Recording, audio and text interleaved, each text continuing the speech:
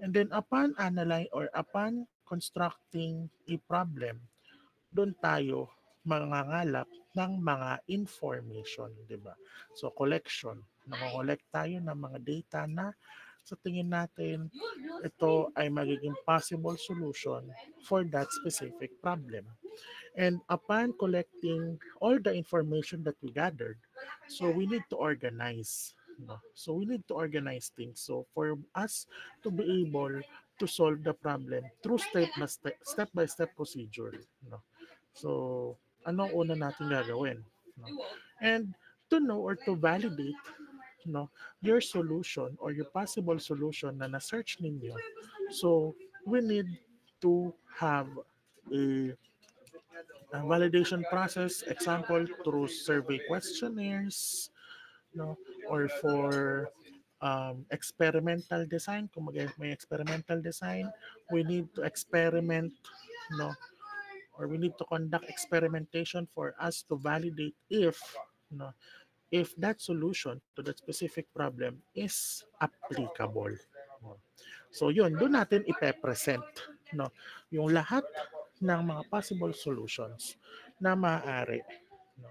And then analysis, no, upon gathering all of the information, all of the processes in experimentation, we need to analyze if that solution no, is capable of having a solution or to have a solution to that problem in a long-term or short-term basis.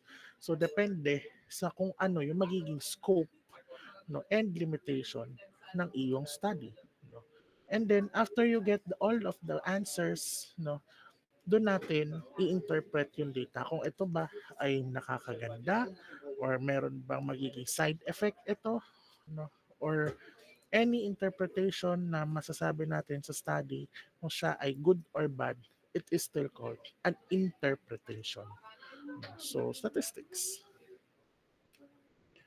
Yan. So, siya ay nahati, no? Or we have two types of statistics. So, descriptive and inferential statistics. No? So, pag sinabing descriptive statistics, it deals with the procedures no, that organize, summarize, and describe quantitative data. So, it seeks merely to describe the data. No? So, yan. Kunyari, meron tayong bar graph or line graph illustrating um, a trend, no? Illustrating a trend. No? Kung meron it's just we need to describe it. No? We need to describe it. Kung ano yung or kung tungkol saan yung numerical value na yun. No? So yan. So sabi dito yun. In this descriptive statistics, kung may yearly growth, kung may mga number or may percentages dyan, kailangan natin ma-describe kung anong meron sa number na ito or sa value na lumabas sa ating data. So, inferential. So, pag sinabing inferential, deals with making a judgment or a conclusion about a population based on the findings from a sample that is taken from the population. So, meron kang, kunyari, gumagawa tayo ng studies or ng research. So, for a specific number of people, no, or a classification of people, o kunyari, lahat ng Pilipino, no, so, kung meron kang ginawang procedure or experiment upon these people, no, or kunyari may gusto ka makuhang data sa kanila, sa mga Pilipino. So, kung merong number or merong percentage or merong katiting or merong parte ng population yung tinatawag nating sample, na example, ganyan, magsasatisfy sa condition natin or dun sa study natin. So, itong percentage ng taong ito, no, it is a part of a sample. No? A sample is a part of the population. No? So, sabi dito, so when comparing descriptive to inferential, so descriptive used to describe, organize, and summarize information about an entire population.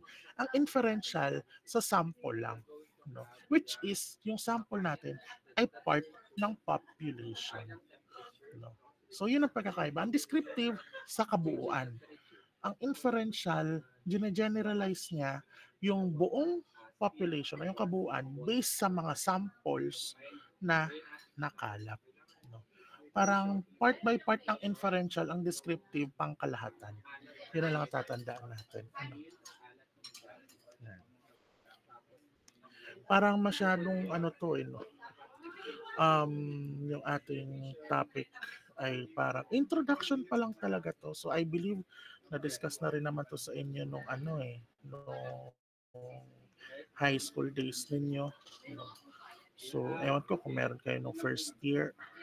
No? Ay, meron din nga ata no, sa MMW na-discuss yung mga ganitong statistics pero hindi siya ganun ka-broad unlike dito ngayon.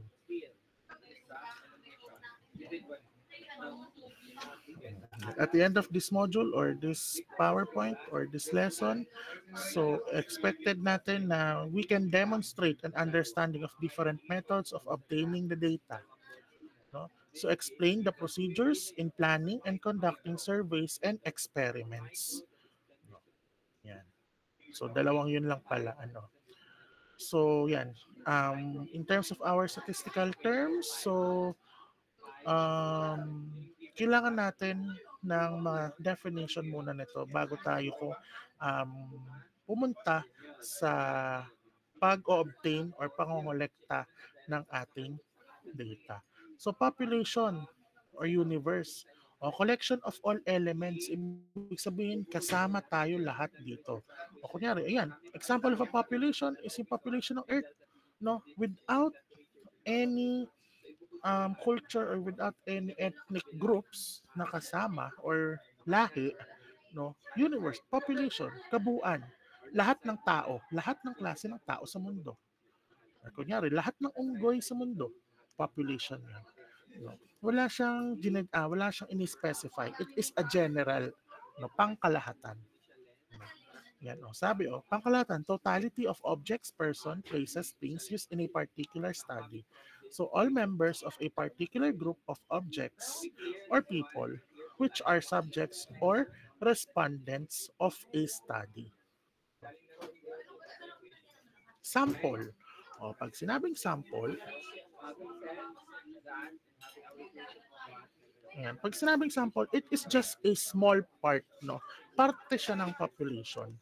No? Sabi dito, a sample is a subset of objects taken from the population. O isa example, yung ating population sa mundo, buong tao sa mundo. Ang sample ay Pilipino. Filipinos. No? Filipinos ay lahi na galing sa Asia na parte ng populasyon ng buong mundo. So ang example ng sample ay Pilipino, Chinese, no, American, no. Parang kina-classify natin siya into subsets, no. Subset of population are few members of the population. No.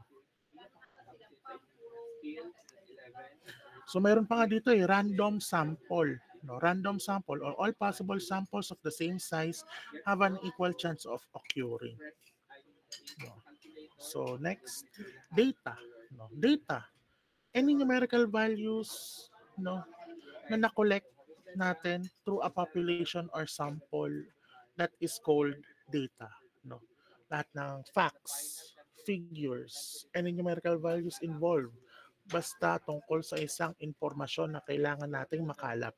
That is what we call data.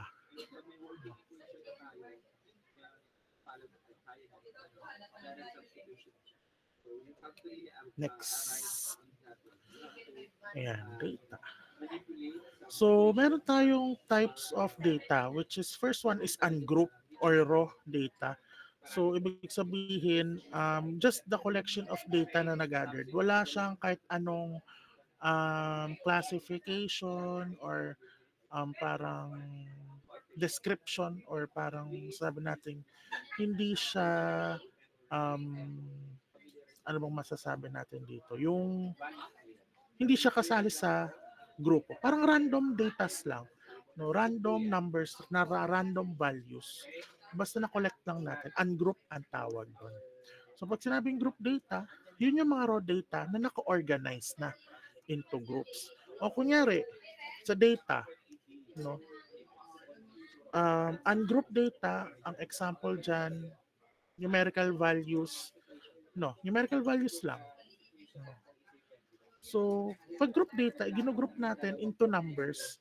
No? So, may range from 1 to 10. Ilan yung 1 to 10 dito sa ating data? Or ilan ang 11 to 20 sa data na to? Yun ang group data. Yung ungroup, just a random numbers of data. So, yun, sabi dito, raw data organized into groups or categories with corresponding frequencies organized in this matter. So the data is referred to as frequency distribution. Ayan. O pag ungroup data, just a random number of data or random values lang. Pag group, i-group na natin. No, nagbigay na tayo ng range at ito yung frequency kung saan ilan ang number na nakalakip or ang naging scope yan. Example, 20 to 29. So ilan ang 20 to 29 ang range ng score na nandito sa ating data. So the frequency or yung bilang ng data na yun is 3. That is group data. Yan. O parameter. Another term for statistics, parameter. So it is the descriptive measure of a characteristic of a population or yung kabuuan. No? Yan, parameters yan. Parang descriptive measure, characteristic. So ito, buong ito, parameter. No? So kumuha ka ng parte ng parameter dito, ang tawag din doon ay sample. No? Statistic. So ibang statistics sa statistic. No, statistic is a measure of characteristic of sample. No.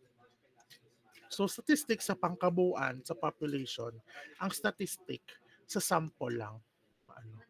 Parang yung parte lang ng population natin which is the sample, yung mga numerical values involved or yung na-measure nating values for the sample is statistic. So meron pa tayong tinatawag na constant. So constant is a characteristic or property of a population or sample, no, which is common to all members of the group.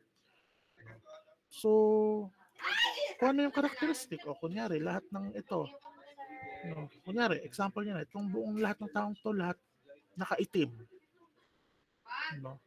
So, common siya sa lahat ng members kasi lahat sila nakaitim. No, constant ang tawag doon. Variable. O, pag sinabing variable, it is any characteristic, number, or quantity that can be measured or counted. A variable may also be called a data item. O, example ng mga variable, age, sex, business income, expenses, country of birth, capital expenditure, class grades, eye color, vehicle type, lahat yan example ng variable. Parang kung ano lang yung naging characteristic or ano yung naging main description ng ating data. Quantity, the characteristic, number, or quantity. Variable ang tawag doon. Methods of obtaining the data. So ito na yon, mga methods natin. So anong una? Methods of data collection. Ano? So dito natin pagkaralan yung planning and conducting of surveys. And planning and conducting experiments. So ito yung tatlong parts na ating i-discuss. Methods of data collection. So collection of data is the first step. Di ba? Makakala po na tayo ng data. No? So, upon, sabi ko kanina, upon realizing or upon stating the problem, no? So, mangunguha tayo ng mga data or ng mga impormasyon na kailangan natin, no, with regards to that specific problem. Collection of data is the first step in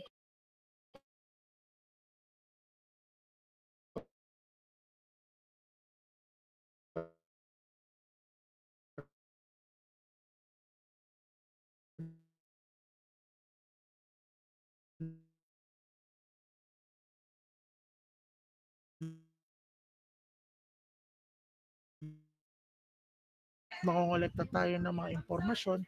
So kasama na doon yung mga published literatures, surveys, no, through questionnaires, no, mangangalap tayo ng different kinds of people, no, na pagsasagutin ng survey kung kunyari, yung mga satisfactory form, no, sa restaurants. So syempre lahat ng nasa restaurant, no, yun yung population natin, no, na nasa loob. No? So, ang sample doon, so example, may bata, may matanda. So, kinaklasify natin yung sample doon sa age bracket ng mga customers. No, may teenagers, may adult or adult, no, middle-aged, tapos yung mga elderlies. So, yun yung sample. So, population yung lahat ng tao na nasa restaurant. So, yung mga satisfactory form. So, pinalalagay ninyo sa form na yun kung gaano kayo kasatisfy sa service or gaano kasarap yung pagkain na sinaserve sa restaurant na ito. No? So, pinapalagay din kayong konting information. Optional yung name, tapos yung age, yun ang mahalaga, yung age. Kung ang target ninyong survey is ang classification is the age bracket, no? Kung alin yung mas mga nagsasatisfy sa service nila, bata ba, teenager ba, middle age, o yung mga matatanda, no? So yun, kasama yun doon. So interview, kasama din siya doon. So sa pangangalap mo ng survey, pwede rin isabay na yung interview doon eh. No? So experimentations, no, kung may kunyari, no, may gusto kang ma-obtain na result, no? So gagawa ka ng mga experimental setups. Kunyari sa chemistry, gusto mong makabuo ng um,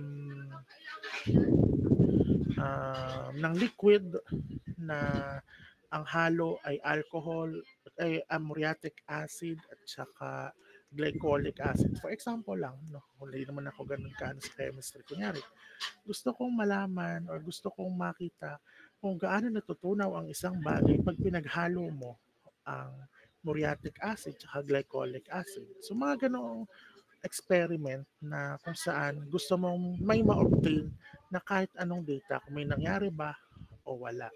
No, yung mga documents and records, no, kasama dito yung sa PSA, ano, sa statistics of Philippine Statistics Authority. No, nandun lahat ng records ng mga tao na pinanganak or kaya meron yung mga death certificates, record ng mga sinong namatay na, ano. So sino pa yung mga hindi pa kasal, no?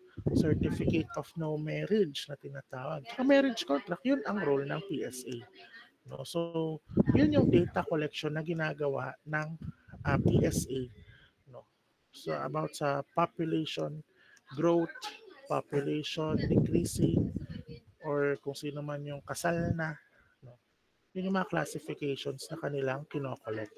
Yung test or examinations, yan, tulad ng mag-midterm exam, final exam.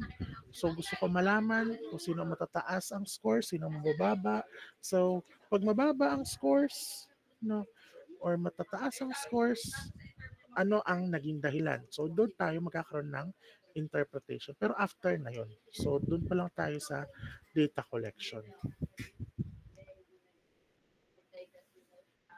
Yan, investigator.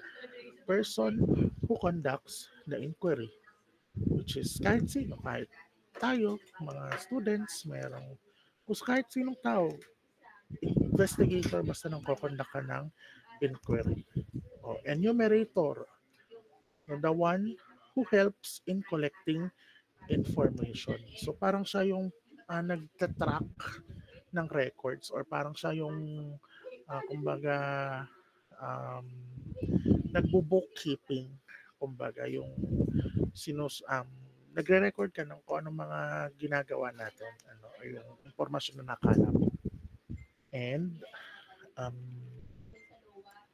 respondent. syempre kung sino yung mga tinanong mo or sino yung magiging scope ng iyong magiging study. Kung sino yung mga respondents, so siya yung ang pinaka may siya yung nagbibigay ng impormasyon sa atin. O, data. So, meron tayong mga primary data which is according to Wessel, data collected in the process of investigation. Yun ang primary data. So, these are collected for the investigators use from the primary source. So, yan. Parang, nangangalap ka ng impormasyon. Kunyari, may napatay, no, may suspect, or syempre may suspect. Kung may napatay, may automatic na suspect. Pero hindi pa natin alam. So, doon pumapasok yung tinatawag na preliminary investigation, mga paunang investigation. So ano yung mga common causes or ano yung mga pwedeng maging dahilan bakit pinatay ang biktima? No? So saan siya muna lalapit? Saan muna lalapit ang investigador? Siyempre sa mga kamag-anak, sa mga kaanak. So sino bang mga lalapit sa taong ito na napatay? Sa nanay ba? Sa anak? So kahit sino. So ibig sabihin itong mga kinakalap ng impormasyon na to galing sa mga kamag-anak, yun yung primary source, no? Sila yung pinakauna kasi sila yung mas nakakakilala dun sa biktima. Kailangan malaman bakit siya pinatay. Marami ba siyang kaaway? Sino yung mga huling nakaaway na pwedeng maging person of interest, no? Kumbaga, na tinatawag. Or baka siya yung possible na pumatay kasi may alitan or may naging galit yung suspect or yung taong ito sa biktima. O secondary. O secondary data, on the other hand, is collected by some other organization for their own use. But the investigator also gets it from his use, for his use. So according to M.M. Blair, secondary data are those already in existence for some other purpose than answering the question in hand. So ano ba yung mga pwede nating sabihin na secondary data? Kunyari sa mga doon sa napatay uli. No? Kung walang alam ang pamilya no, na naging dahilan ng pagkamatay nito, kasi alam naman natin napatay, nasaksak Kunyari, nasaksak o nabaril. Pero kung lang naibigay ang kamag-anak kung sino ang mga nakaalitan, so pupunta siya, yung investigador, sa susunod na pwedeng possible. No? Secondary na siya, which is yung mga kaibigan na. No? Mga kaibigan, malalapit na kaibigan, or kaya doon sa pinagtatrabahuhan ng biktima. So, yun yung secondary data. Ayan. So tell whether if it is a primary or secondary data. Ayan, tulad ng mga to, biographies, ano yan?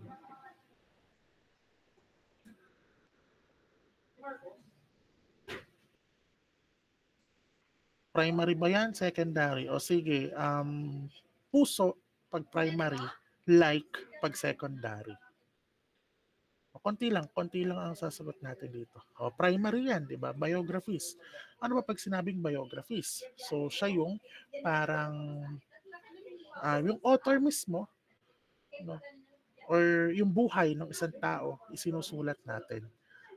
Kung ano yung status ng buhay niya, ano yung naging kwento ng buhay niya. So, nasa biography yun. O diary, no? Yan ay primary din. Syempre, diary, ikaw mismo. Ikaw yung nagsusulat mismo. Kunyari, ikaw yung biktima. Kunyari, sa patayan uli. Ako yung naging biktima, ako yung namatay. Ako yung nagsusulat ng diary. So, ibig sabihin, primary data yon. Nanggaling mismo sa akin. Ako mismo nagsulat.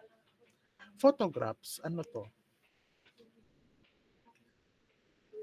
About the others, isa na lang. Sinong ba? Halo-halo. Photographs. Ano pa bang photographs? Yan. Yung party na lang kasi di sure. Ano ba pag sinabing photographs? May makukuha ba tayong impormasyon pag photographs? Meron, syempre. So, pwede natin sabihin na primary siya. No? Pwede rin sabihin secondary. Maalin. Depende kasi. Paano kung yung photograph, hindi ka naman kasama, kasama ka sa picture pero hindi ka naman yung mismong bida, kumbaga. Kung parang wala lang tong picture na to, no? Hindi natin masabi na siya ay secondary data. Pwede rin primary. No? Next ay tax records. Ano to? Primary, secondary.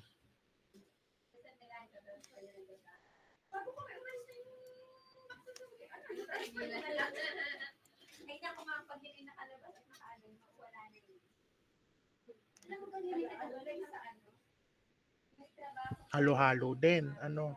So, tax records. Tapos ay 5 to 8 sa Kapitolyo. Tapos 6 to 2. So 8 to 5 pala. 8 to 5 ng So, tax records, no? Ano ulit ang sagot niya? Halo-halo ay ano? So, ang sagot natin dito is secondary. No? Secondary siya. Bakit? No?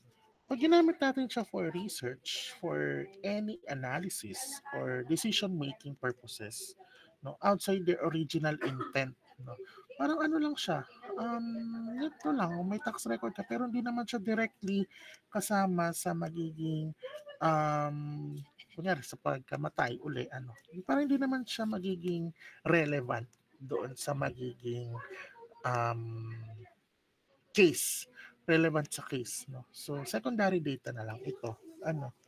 So magiging primary lang siya, ano? Ginamit siya as a specific research purpose. Pero pagka kanyan kunyari sa pagka namatay, pinatay, hindi naman kasama siguro yung tax records, no? Parang hindi siya yung magiging cause ng bakit siya pinatay. 'Di ba? Ano pa? Dissertations. Alam niyo yung dissertations? Yan yung thesis ng mga postgraduate, di ba? So it is secondary data. Tama ba? Secondary data yan. Experiments.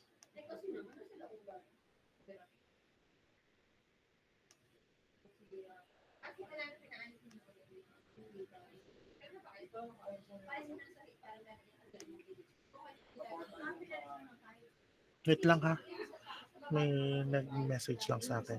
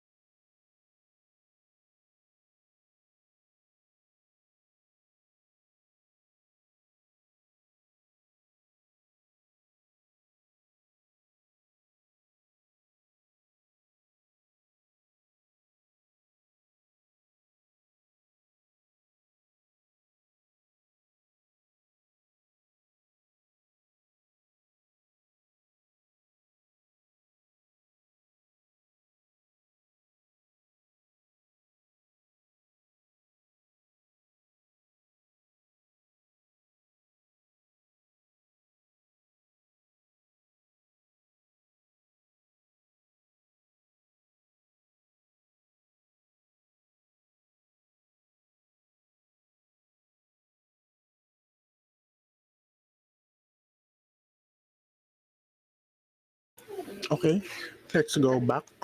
So nasa na nga tayo? Experiments, ano? So anong experiments? Primary or secondary? Primary, ano? So primary siya kasi ikaw mismo yung gumagawa ng experiment. No? Kung ikaw mismo yung gumagawa ng experiment, siya ay magiging primary data. No? Ikaw mismo yung first hand, no, na kumokolek ng data. No? That is primary. How about experiments, questionnaires? Oh, siya ay primary din. Kasi once na ikaw mismo yung gumawa ng questionnaire, no, you created the question, you distribute it doon sa mga target participants mo, you collect and analyze the responses, primary data yon. About internet? Internet, secondary, it is either. No? Pwedeng either. Pwedeng primary, pwedeng secondary. By what means? No? Pag primary data kasi sa internet, you collect the original data online for your, example, may research ka. No? Mga online survey, social media polls, kung yun ang paggagamitan mo ng internet. Pero pagka secondary data na, ikaw ay kumukuha na ng impormasyon sa mga journals, no? Journals, yung mga um, published papers, no, na available on yung mga government websites, yung mga IEEE, yung mga research gates, no, magiging secondary data ang internet. So, last, ito na muna, political commentary. No? Ano yan? Primary, secondary. Secondary, very good. No? So, secondary siya. No? Kasi, yung interpretation, analysis, at yung opinions, yun ay magiging based, no? Ang magiging basehan lang niya ay doon sa primary sources. So, ikaw, as a researcher, ikaw na yung pangalawa. No? Secondary na siya. So, yung political commentary, mga galing sa mga journalist, analyst, no, blogs, is someone else interpretation na. Ano, or sila na mismo yung nag-interpret. Kung sila mismo ang tatanungin, tapos ang political commentary, magiging primary yun sa kanila. Pero ikaw, as nagkakakalap ng impormasyon, kung ikaw ay magiging reference mo ay galing sa ibang interpretasyon, magiging secondary data ang political commentary. So, naintindihan to? Yan. How about the others? Yan. React na lang tayo. Alam ko kayo may mga mahihiyain pagka nag-open mic. React na lang. Sige, at least alam ko may nagre-respond sa akin. Okay na bahala dito sa pangalawang column natin. Ano. So, next. Ayan na pala, oh. Chung, chung, chung, chung, chung. Ayan pala, oh. Meron ng sagot dyan. Upload ko tong yung PowerPoint natin sa classroom after our meeting or kung kailan man. In engineering, there are three basic methods of collecting data. So, retrospective study, observational study, and experiments design. So, retrospective study would use the population or sample of the historical data which had been archived over some period of time. So, anong mga example ng retrospective study? So, ito. Suppose that we began our study on association between smoking habit and lung cancer in 2008. So now we find that an old roster of elementary school children from 1988 is available in our community. And that they had been surveyed regarding their smoking habits in 1998. So more on historical ang retrospective. No? So yan, for some period of time ang survey. So using this data resources in 2008, we can begin to determine who is the population that has developed lung cancer and who has not. No, so as time goes by, no, nagkakaroon ng different perspective, no, kung ano ang magiging trend or uptrend or downtrend ng sino ang naninigarilyo kaya nagkakalang cancer. That is a retrospective study. So observational study, so the researchers only observe the subject and do not interfere or try to influence the outcome. Ayan, kunyari, naghalo ka nga ng muriatic acid at glycolic acid. Observe mo lang yung magiging outcome. Hindi na yung maglalagay ka pa ng or hahaluin mo kasi ikaw yung nag-i-interfere pagka hinahalo mo.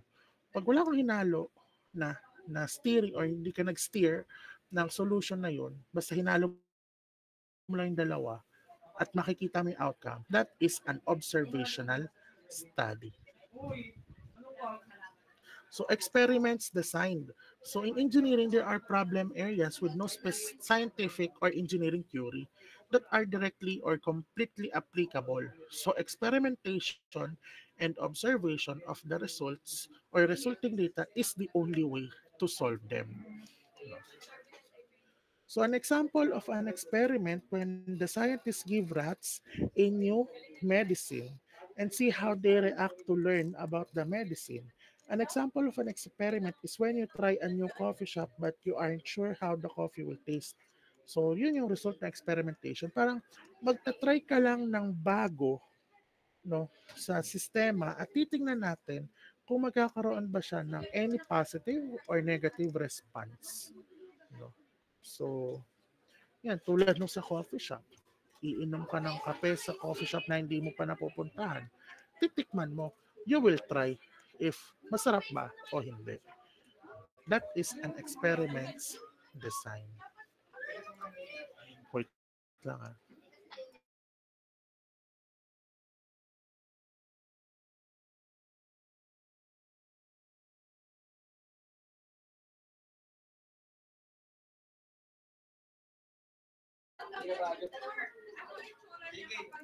Okay, next.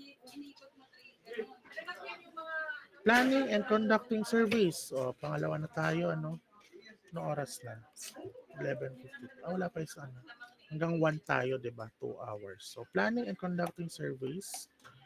So, through survey, no? Survey is a method of asking respondents some well-constructed questions. No? So, I believe that all of you are familiar with survey. No? Na syempre, kayo mismo yung magtatanong, kayong gagawa ng questions na gusto nyong malaman. Ano?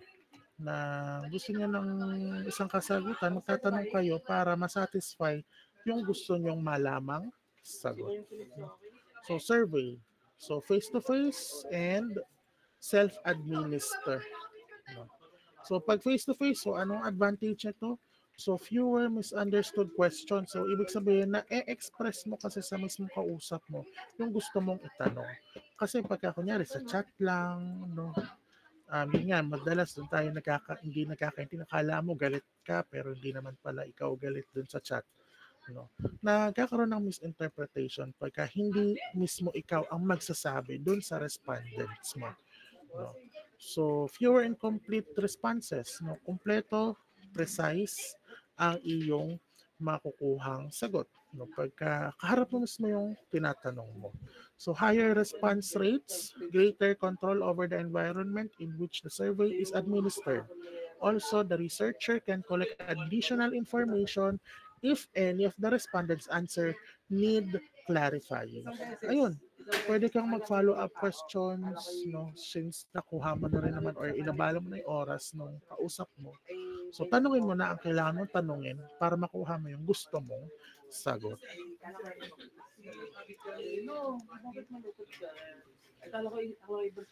So, the disadvantages of face-to-face interviews that they can be expensive. Siyempre, kunyari, sa company ang iyong gustong tanungin, CEO, o ikaw, kunyari, galing ka dito sa Batangas, no, pupunta ka pa ng BGC, punta ka pang Makati para tanungin yung CEO or any general manager of a company, no, kung depende yun sa types of gusto mong malamang research, no. So pwedeng expensive, time consuming, no, many require a large staff or of trained interviewers, no. Yun lang, pero at least makukuha mo mismo yung sagot na gusto mo. No? So, meron lang disadvantages. So, in terms na lang of materials na lang yon, no? Or resources. So, self-administer. So, less interviews or less expensive than interviews. So, it can be administered in large numbers and does not require many interviewers. And there is less pressure on respondents. So, ayan, may mga papel kang dinidistribute. O, example ko lang, restaurant, nagbibigay ng papel. So, survey questionnaire lang na satisfactory form. No? So, hindi nga naman siya ganon ka-expensive at hindi ganon kumakain ng oras sa mga ini-interview or i-interviewin or sa mga tao.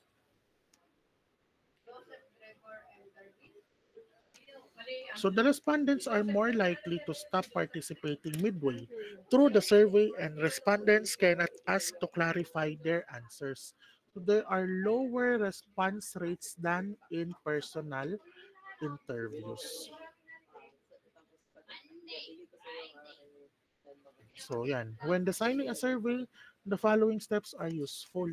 So yan. One, determine the objectives of your survey. Ano bang purpose nito? Para saan ba ito? Ano ang gusto kong maging goal? Ano ang gusto kong ma-obtain, no, upon having this survey? What questions do you want to answer? Iisip ka ng tanong mo para masagot yung gusto mong maging sagot. So identify the target population sample. So sino ba yung intended na gusto mong makuhanan ng impormasyon? So yun ang kailangan mong malaman. So gusto mo kunyari students. Kunyari second year aerospace engineering students. So lahat ng second year tatanungin mo. Depende yun sa gustong depende yun sa nire-require mo um, dun sa research mo. What sampling method will you use? So, isipin mo kung anong sampling method ang gusto mong mangyari or gusto mong magawa. So, next ay choose an interviewing method. Face-to-face ba? Phone interview? Self-administer? Or yung paper or internet survey? So, depende yan. So, kung ano yung nire-require mo. And decide what question you will ask in what order and how to phrase them. No, syempre, magtatanong ka ng with formality naman. Hindi naman basta yung bara-bara lang na basta ka lang may maitanong. Ano, kailangan formal. No? Kailangan with respect din ang pagtatanong para hindi gano'n nung nakaka-intimidate sa tinatanungan mo. Ano. And conduct the interview and collect the information. Then analyze the results, no? Kung makikita mo naman yan sa mga survey para magtatara ka no, ng kung ano ang magiging results mo or kung ano yung magiging interpretation based doon sa results na nakuha or nakalap mo. So ano to? In choosing the respondents, sampling techniques are necessary. So for sampling, So sampling is the process of selecting units or pipili tayo ng tao or any organization from a population of interest. Kunyari, gusto mo iyong research ay patungkol sa cube satellites. Pero ang intended mong target na tao ay mga estudyante. So anong klaseng estudyante ang tatanungan mo tungkol sa CubeSats or cube satellites na ipinadadala sa low orbit ng Earth? Siyempre, yung may expertise doon sa bagay na yun. Siyempre, kayo yung mga aerospace engineering students. No? Or kaya kung gusto mo ng medyo technical answers or technical perspective, ang tatanungan mo ng mga organization is yung mga employees or engineers ng PhilSA, 'di ba? Mga ganong klase, yun ang sampling. No? Sample. So sample, it must be a representative of the target population. O kunyari sa section nyo, ang target ko is yung class rep na tanungan ko. O kunyari, buong section kayo, tatanungin ko sino ang magaling dito. So based na kayo ay makakasama, yung pinaka-representative o yung pinaka-head ninyo, ang tatanungin ko kung sino ang pinakamagaling sa inyo, which is si class rep. So yun yung sample. So the target population is the entire group a researcher is interested in, the group about which the researcher wishes to draw conclusions. So two ways of selecting a sample. It is through probability sampling. So probability sampling is defined as a sampling technique in which the researcher chooses samples for a larger population using a method based. Wait lang ha. May nag-email lang.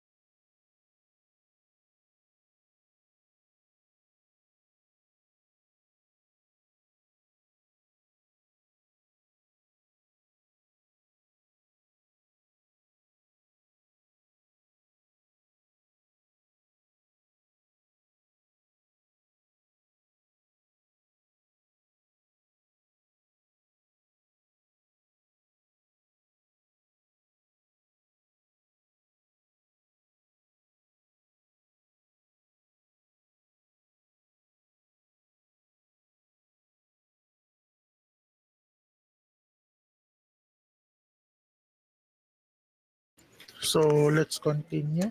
No? Two ways of selecting a sample. So probability sampling. So probability sampling is defined as the sampling technique in which the researcher chooses samples from a larger population using a method based on the theory of probability. So, yun nga, pagka yung population, yung kabuuan, nag-extract lang tayo ng iilan or for the sample, that is probability sampling. So for a participant to be considered a probability sample, he or she must selected using a random selection. So the most critical requirement of probability sampling is that everyone in your population has a own or and equal chance of getting selected. So example, kung meron tayo isang daang katao, no, every person would have odds of 1 in 100 for getting selected. No? Siyempre, may 1% chance na tayo ang mapipili out of 100 people.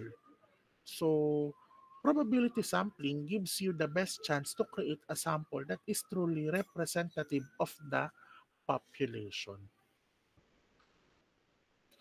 So non-probability sampling, so it is also called a judgment or subjective sampling. So this method is convenient and economical, but the inferences made based on the findings are not so reliable. No. So it is a sampling method in which not all members of the population have equal chance of participating, unlike probability sampling. So each member of the population has a known chance of being selected. No? Pagka probability. Pag non-probability, no? So kung sino talaga yung kunyari qualified na, 'di ba? O example, no, mag-apply sa trabaho, ano. So may mga applications na natanggap ang HR, ano. Then um titingnan or i-analyze or i-review ng HR yung mga qualities or qualifications na meron ka.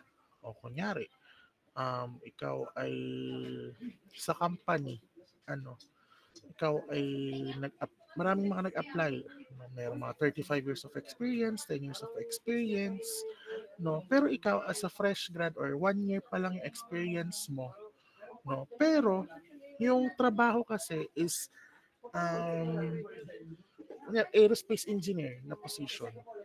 Ano, yung mga 35 years of experience, 10 years of experience, aircraft mechanic, no, yung natapos. Aircraft mechanic din yung natapos. Or yung naging trabaho or nature of work nila. Ikaw, na 1 year pa lang yung trabaho mo, pero yung course mo is aerospace engineering, which is somewhat fit for that position. Ikaw, may chance na matanggap, 'di ba? Compare sa mga matataas na years of experience ay matatagal na compare sa mga pinag-aralan mo, no? Qualify, 'di ba? So, non-probability sampling is most useful for exploratory studies like a pilot survey, deploying a survey for a smaller sample compared to predetermined sample size. So researchers use this method in studies where it is impossible to draw random probability sampling due to time or cost considerations. No, non-probability sampling.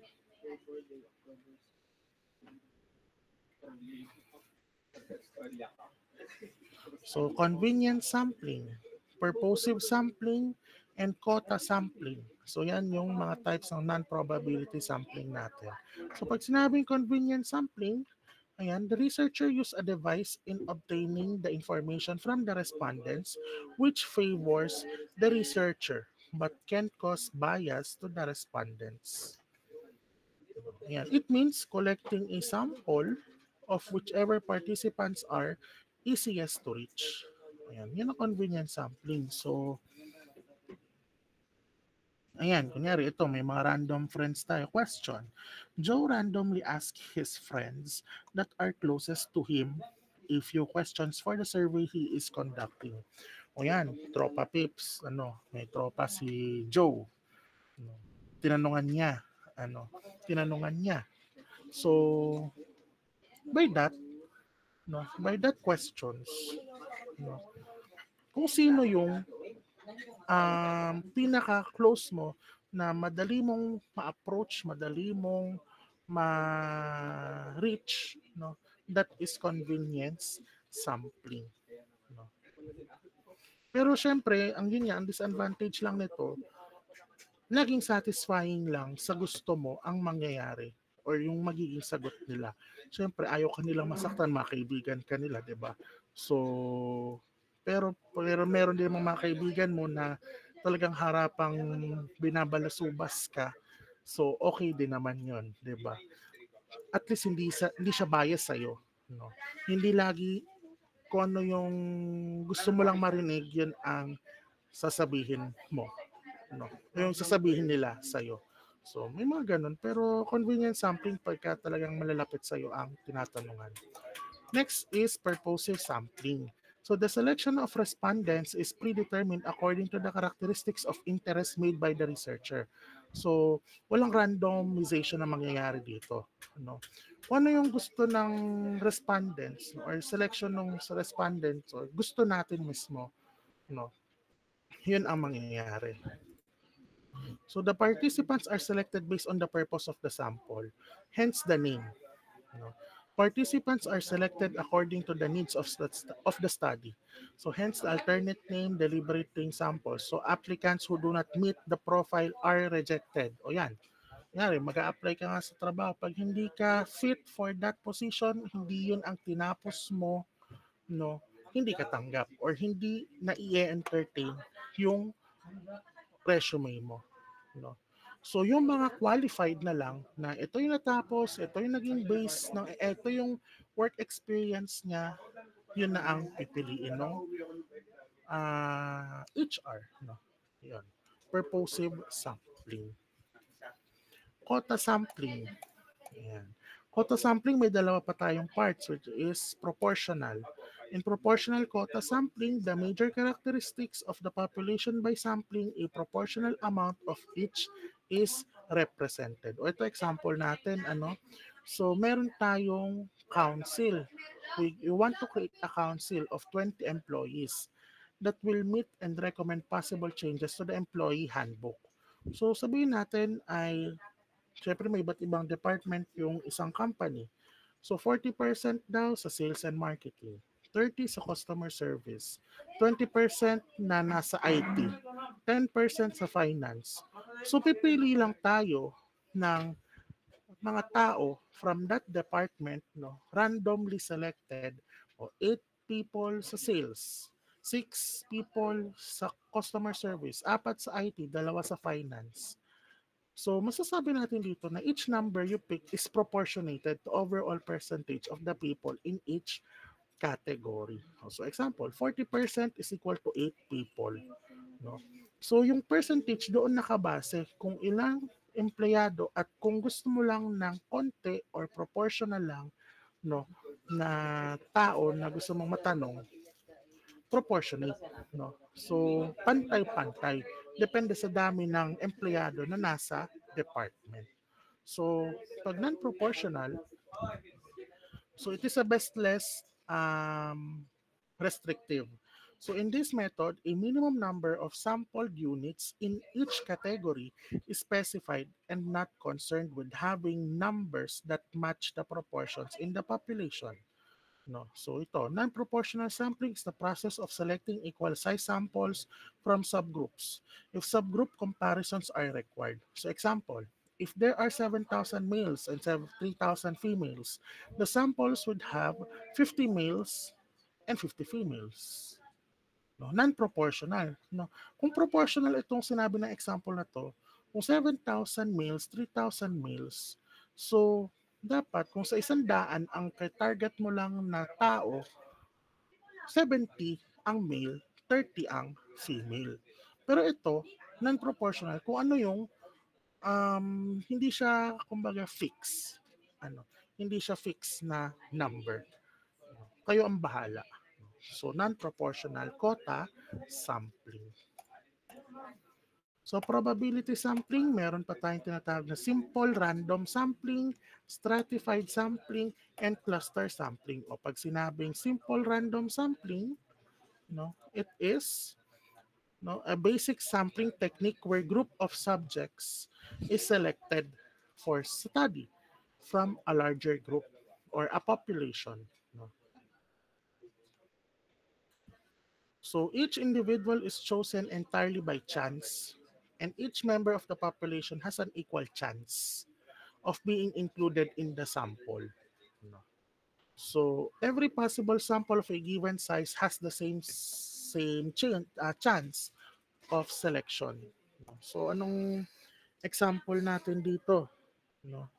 So pag simple random sampling, pipili lang tayo ng any classification. O yan, kunyari lahat ng mga tao. Or sa example, yung complexion ng skin ng mga tao. So merong black, merong kayumanggi, merong maputi. No? So lahat ng tao yun sa mundo. No? So that is a population. Pipili ka lang ng tatlo, na tigigisa. Pwede tigigisa o pwede rin tayong mag-proportional quota sampling, na magkakategorize dun sa tatlong complexion ng skin. That is simple random sampling. So how about stratified sampling? So stratified sampling is obtained by taking samples from each stratum or subgroup of a population.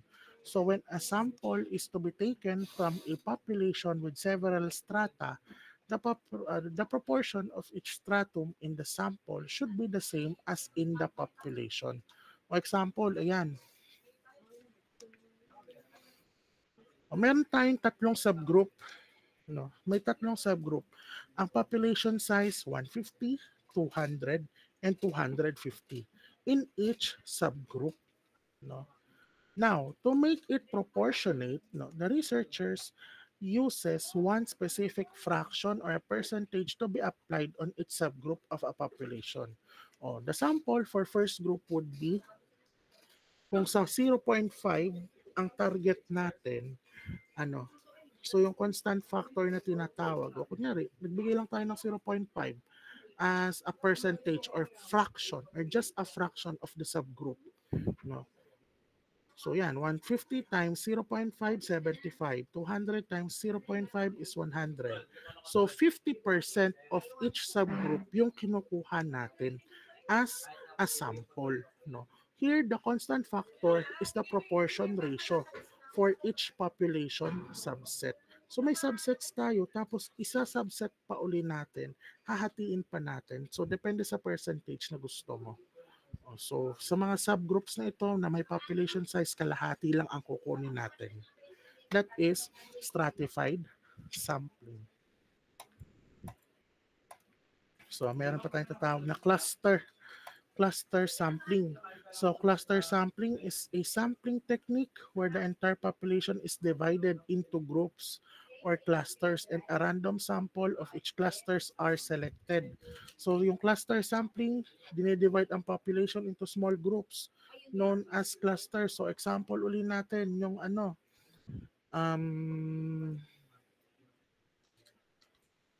yung mga population for each city sa Metro Manila. That is cluster sampling.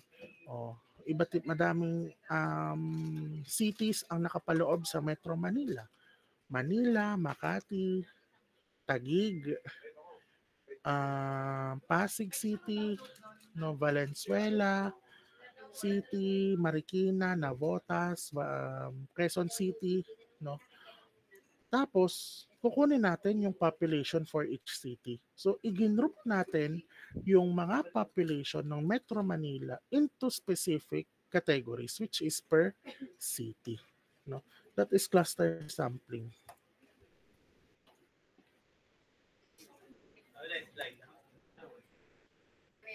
So ito pa, may tinatawag pang randomly selected clusters. O kunyari, ang target mo na makuha sa impormasyon ng mga population sa city ay kunyari, sino may population na may less than may less than 500,000, for example. So, yung mga less than 500 sample, yun yung randomly selected mo upon that clusters. So, yun yung cluster sampling. Yan. Planning and conducting experiments. So, ito na yung part 3 natin, last part. So, experiment. So, experiment is a series of tests. Yan. Kaya experiment, testing yan. No, it is in a systematic matter. No, to increase the understanding of an existing process or to explore a new product or process. Ngayon, sabi ko kanina, gusto kong malaman ano magiging result pag pinaghalo ko ang muriatic at glycolic acid. Ano magiging pH level, acid level, at kung siya ba, kung itetest ko siya in um, a part of a skin, so ano magiging experiment ko doon kung sa inilagay ko sa balat, kunyari isang drop ng or solution of glycolic and muriatic, anong mangyayari or response ng balat, no? Paano natin kukunin yung balat as test subject? Pwede sa mga patay na tao, sa hayop, no? Example lang yan. So, design of experiments o yung DOE na tinatawag. So, it is a tool to develop an experimentation strategy that maximizes learning using minimum resources. So, design of experiments is widely and extensively used by engineers and scientists in improving existing process through maximizing the yields and decreasing the variability or in developing new products and processes. So, ito, design of experiments, just to share with you, meron kaming subject nito sa masters, no? Design of experiments, and data analytics. So meron kaming software na ginagamit, no? Siguro sabi ko sa inyo na in orientation na madaling method or madali lang na maiplot lahat ng, wait lang.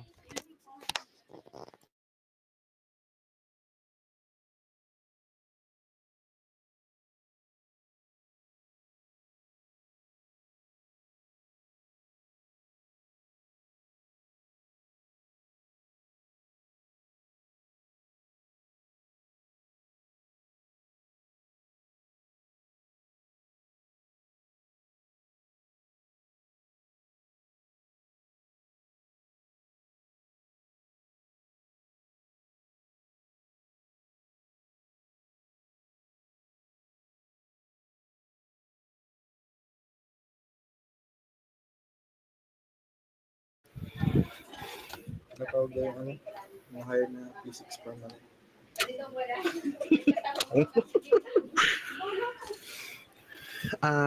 Sige, let's continue. Yan.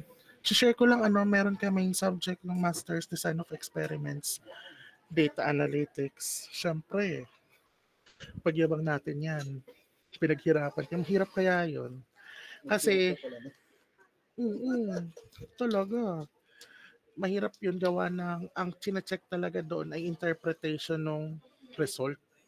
Hindi lang siya doon sa process ng pagpapalabas ng numerical value tsaka ng mga graph na yan. Pang undergrad yung approach nun.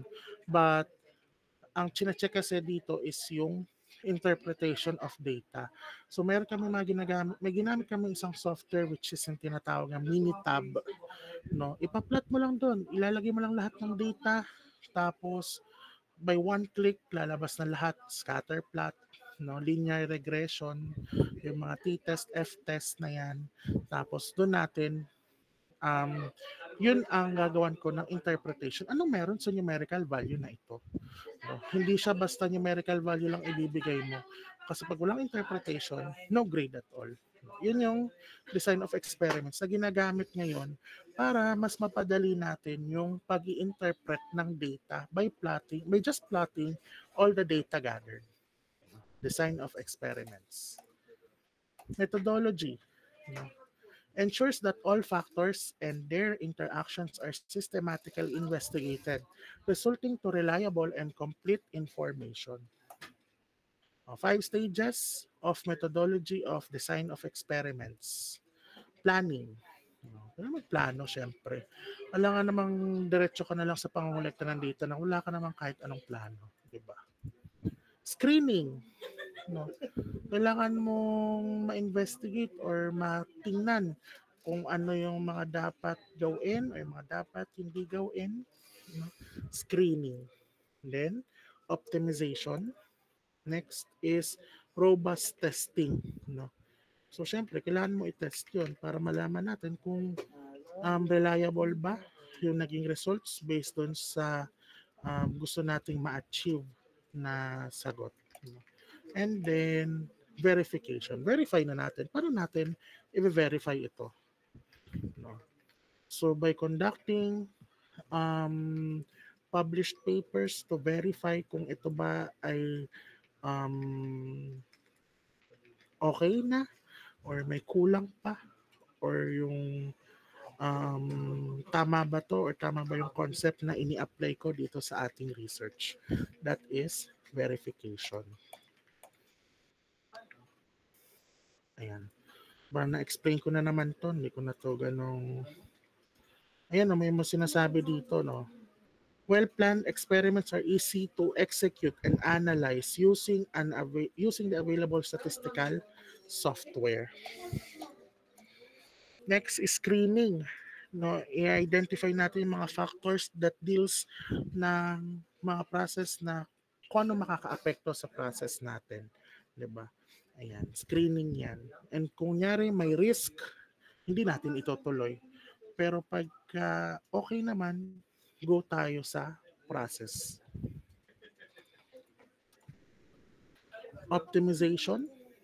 So after narrowing down important factors, so determine natin yung best setting for these factors para ma-achieve natin yung mga kailangan natin na or ano yung target natin for our investigation.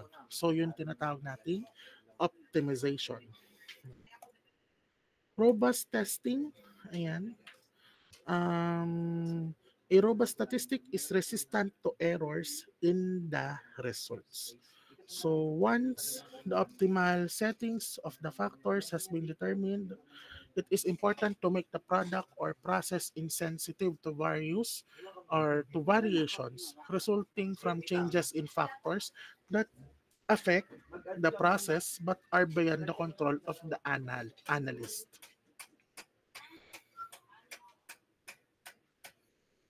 Wait lang ha.